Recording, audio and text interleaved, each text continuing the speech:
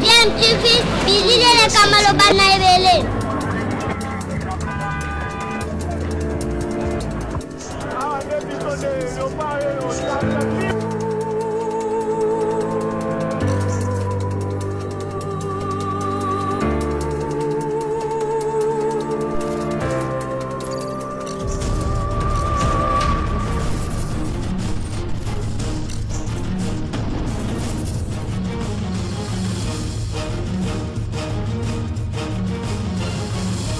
DMTV toujours en avant.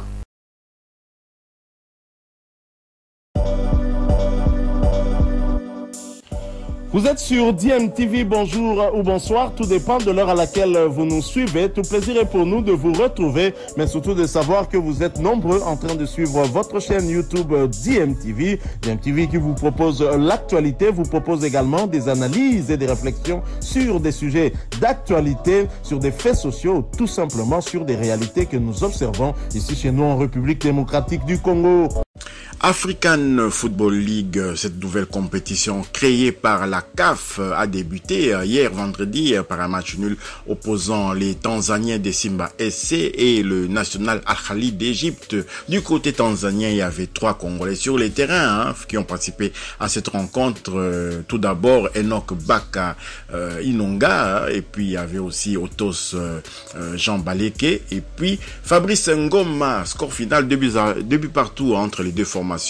Les tout-puissants Mazembe Anglebert, le seul représentant d'Afrique centrale, et puis pourquoi pas de la RDC, va entrer en lice les dimanches prochains sous fond de polémique. La polémique avait commencé d'abord par cette délocalisation de la rencontre qui devait opposer le tout-puissant Mazembe Anglebert à Lubumbashi contre l'Espérance de Tunis. Les matchs a été délocalisés parce qu'il y avait des tracasseries au niveau notamment de la douane congolaise qui avait bloqué les matériels de la CAF, les matériels de la diffusion de cette rencontre, et puis également aussi le non-octroi des visas pour certains invités de la CAF. Donc la CAF avait décidé de délocaliser cette rencontre du côté de la Tanzanie sur fond de polémiques, donc parce que les peuples congolais, surtout à Lubumbashi, il y avait déjà des manifestations qui se préparaient, qui auraient pu embraser toute la ville de Lubumbashi à cause de cette polémique politique qui disait et faisait croire que le gouvernement congolais,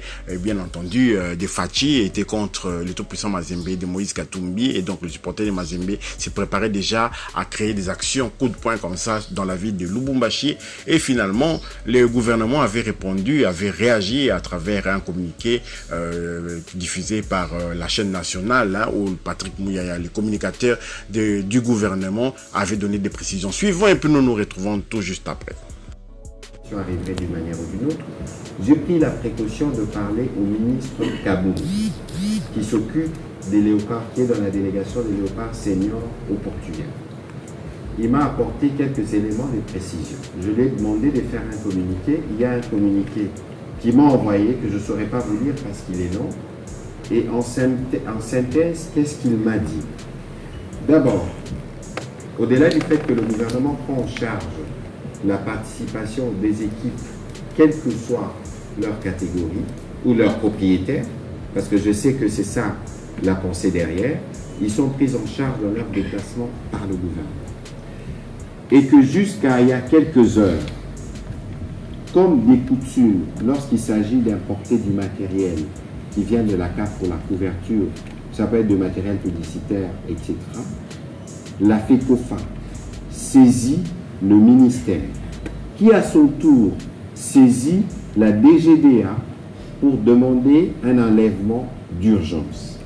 Dans les communiqués que je viens de recevoir, ce n'est que cet après-midi, dit le communiqué, du 16 octobre, que le gouvernement a reçu un courrier du comité des normalisations de la FECOFA relative à la demande pour un match qui doit se jouer dans une semaine, pour qui la CAF a déjà pris la décision de délocaliser. Et donc, si le gouvernement a été saisi aujourd'hui, le 16, pour un enlèvement d'urgence, alors que la FECOFA a déjà décidé, que voulez-vous que le gouvernement fasse? Et pourquoi alors le gouvernement s'émettrait, alors que nous sommes tous derrière la promotion de nos jeunes à travers les sports, s'émettrait à combattre une équipe. Alors, il faut dire à ceux-là qu'il y a des sujets sur lesquels il faut faire la politique. Mais ne faisons pas la politique pour le sport.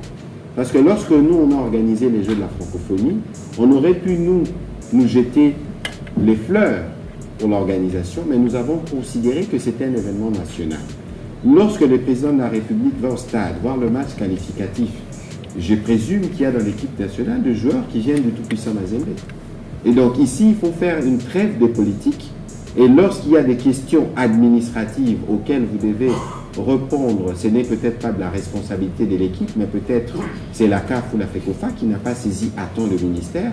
Alors il faut cesser de mettre de la politique là, il faut pas. Il faut que cela soit bien clair. Voilà, vous avez suivi la réaction du gouvernement, la communication du gouvernement à travers Patrick Mouyaya.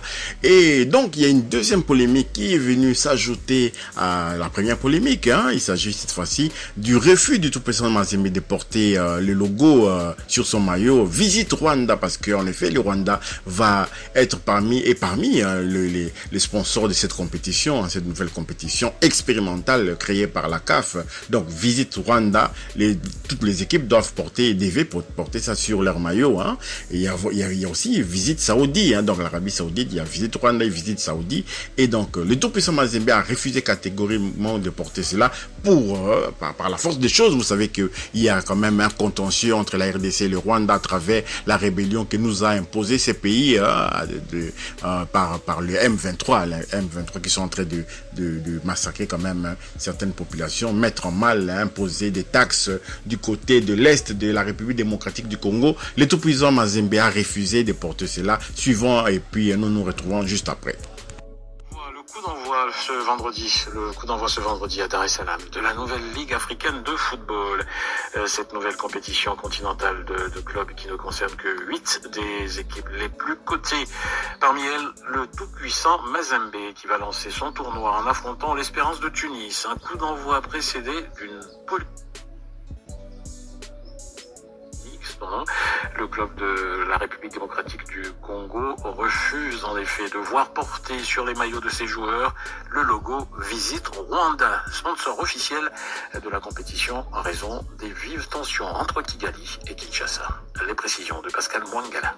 C'est pour ne pas transporter la crise politico-militaire dans les stades que le tout-puissant Mazembe a demandé d'être dispensé de toute accointance avec la publicité du Rwanda et selon l'esprit de la correspondance du TP adressée à la directrice de African Football League, arborer le logo Visite Rwanda sera contre-productif au regard de la crise entre le Rwanda et la RDC. Les dirigeants de Mazembe appuient leur position, notamment par l'absence de la Rwandaise et secrétaire générale de la francophonie, Louise Mushikiwabo, au dernier Jeu de la francophonie organisé en RDC, et ce, en dépit des garanties que Kinshasa avait données à cette dernière. Selon Serge Kayembe, expert en communication marketing, cette approche de Mazembe est compréhensible. Dans le contexte actuel, le club n'est pas du tout à condamner.